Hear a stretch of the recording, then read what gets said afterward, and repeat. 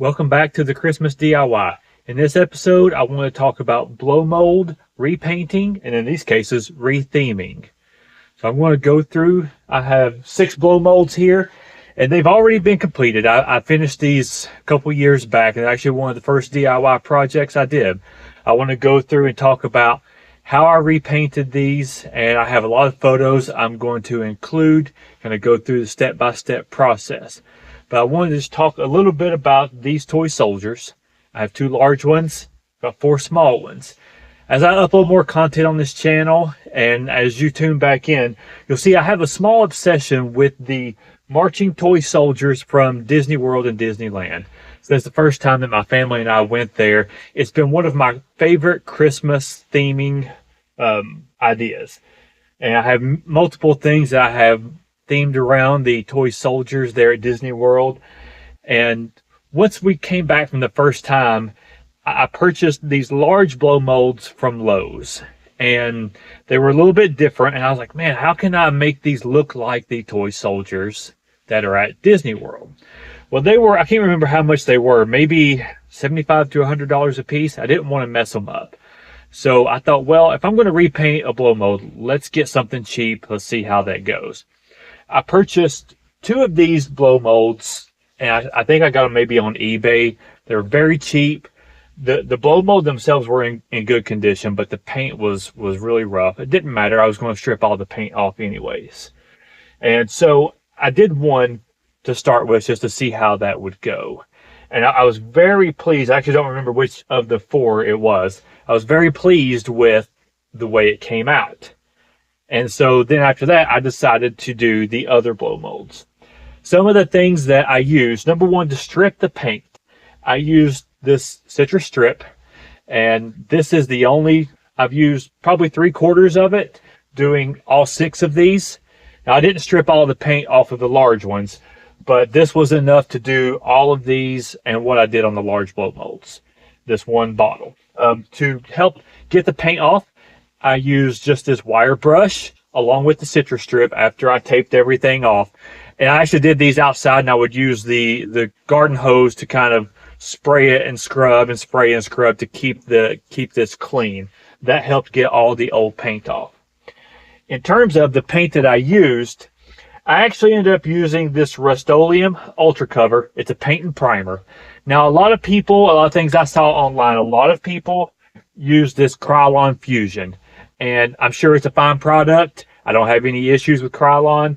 As I'll show through the photos, I actually did one of these hats in this Krylon, but it ended up drying very dark, much darker than the rest of it, even though the cap color is almost identical to the Rust-Oleum.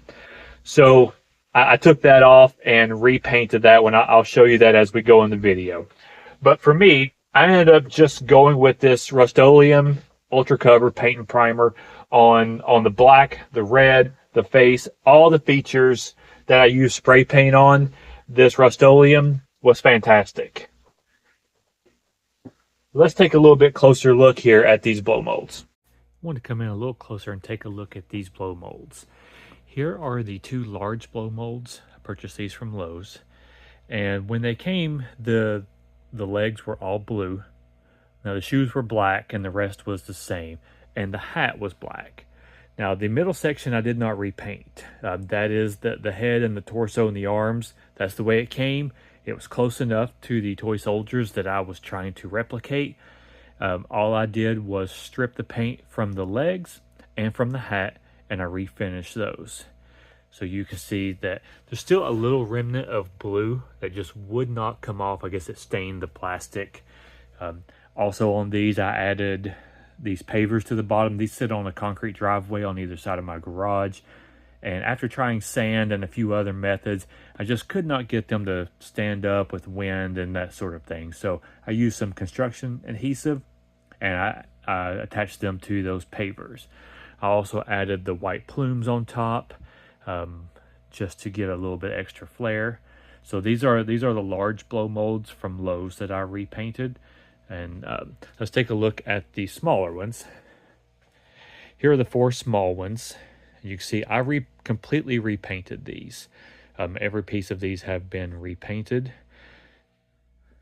We can take a look here a little bit closer. One thing to note, I purchased 2 of these, and I did those. And then I was so pleased that I decided to do 2 more of them. So I purchased 2 more, and while they look nearly identical, if you get close, you can see that this plastic is a little more translucent, and this plastic is pretty much just white. So there's some minor differences, and I didn't know that until I had already bought them and stripped the paint off of them. Otherwise, I would have preferred to try to get some that were all identical. So I taped and repainted, stripped all the paint off of these, repainted each one of them using the same paint, same method. This one you can see he's got a drum. It did break loose, I think, when I stored it. I'm going to have to repair that this year. Added a feather to the top. This one here has a trumpet, and also it came off, so I'm going to have to hot glue that back on. So these are the blow molds, and on the bottom you see I did on the base. I used a rock salt method to paint tried to make this look like a gravel road or a paved road, I should say, just with some flakes and some details to them, just to kind of make it look like they're marching on the road. Also, this year, I've added some RGB strip lights to the inside of them, just to try to give them a bit of a multicolored glow, not very dark. See, I've kind of rigged up. I have the lights running down on the inside, and here's the cords. I have all this wired up once I put them out this year.